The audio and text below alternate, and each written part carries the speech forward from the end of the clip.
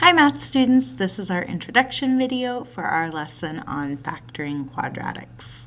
Because factoring is related to distributing, I want to start with this review question here of how we would multiply this expression out. Pause the video and try this, and then come back to see how you did.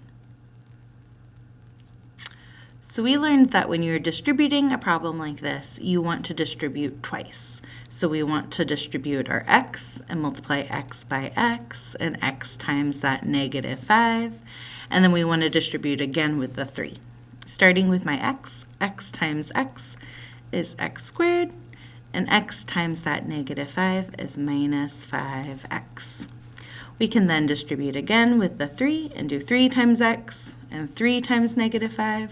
That would give me plus 3x and then minus 15. Finally, when we simplify, we can combine like terms. I can combine -5x and 3x to give me -2x.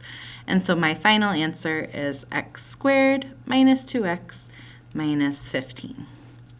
So some vocabulary here. When we go from an expression like this to this, I can say I am distributing. I am multiplying and doing all of the multiplication in the problem to get this simplified expression.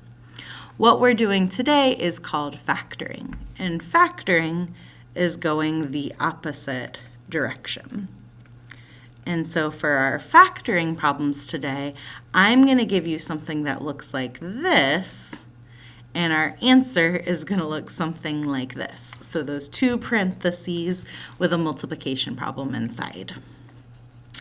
The way we factor is kind of thinking through the steps we just did in the reverse order.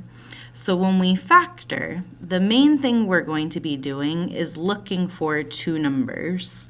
These two numbers here. And looking at what we just did, there's two things you know about those numbers. You know they multiply to give you this final number, and you know they combine. When I say combine, I mean add or subtract. They combine to give you this middle number here. And so that is going to be the main idea we use when we factor something. For example, if I needed to factor x squared plus 9x plus 14, if this is the problem I give you, when we look at that, there's two things we know. We know the two numbers inside the parentheses, that they are going to combine to give me this number. So I'm looking for two numbers that combine to give you 9x, and by combine I mean add or subtract. And we're looking for two numbers that multiply to give you that final number, that's C. And so using that information, it would help me know, well, numbers that multiply to 14 are 1 and 14 and 2 and 7. But it has to be 2 and 7 because I can combine those to get that 9. So looking at an example problem here. Here is an expression, a quadratic, that we want to factor.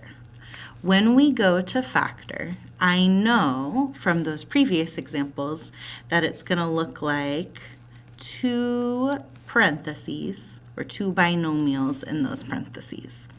The first part is easy enough. I know it needs to be x and x because x times x, that's how we get this x squared right here. But the part we are trying to figure out are what are those two numbers that come after the x. The first step we need to do is write the factors of c. And you remember from earlier lessons, c is that last number. So I want to write all of the different factors of 20. When we say factors, think of multiplication problems that equal 20.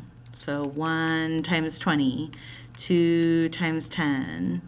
There's no 3, but there's 4. 4 times 5. 5 times 4, that's already on my list, so I know I have all of the factors. After this, we want to choose the pair that combine to give us b, and b is that middle number right here. So I'm looking at each of these multiplication problems and looking to see which one of these pairs of numbers, if I add or subtract, can give me the number 9. For example, 1 and 20, that can't be right, because if I add them, I get 21. If I subtract them, I get 19. That's not negative 9. Do you see which pair is going to combine and give us B? That's going to be this 4 and 5 right here. And so based on that, I know these two numbers must be the number 4 and the number 5. The next thing we need to do is choose the signs. So using what you know about integers, what signs would we need to multiply to a positive 20 and combine to a negative 9? My signs have to be both negative, because if I do that, negative 4 times negative 5, that gives me a positive 20, and negative 4 minus 5, that gives me a negative 9. So those are my signs. The final step we can do is check. Using what we know from above, I know that if I multiply my factored expression out, it should equal the problem I gave you. So if we multiply x minus 4 times x minus 5, I'm checking to make sure it does give me this expression here. When we multiply x times x, x squared, x times negative 5, negative 5x, and then negative 4 times x, negative 4x, negative 4 times negative 5, positive 20, and then I can combine like terms, and I have x squared minus 9x plus 20. That is the problem we were supposed to be factoring, so that's how I know my answer is correct. In today's lesson, we are going to be factoring more expressions that look like these. You are ready for today's lesson. Thanks so much for watching.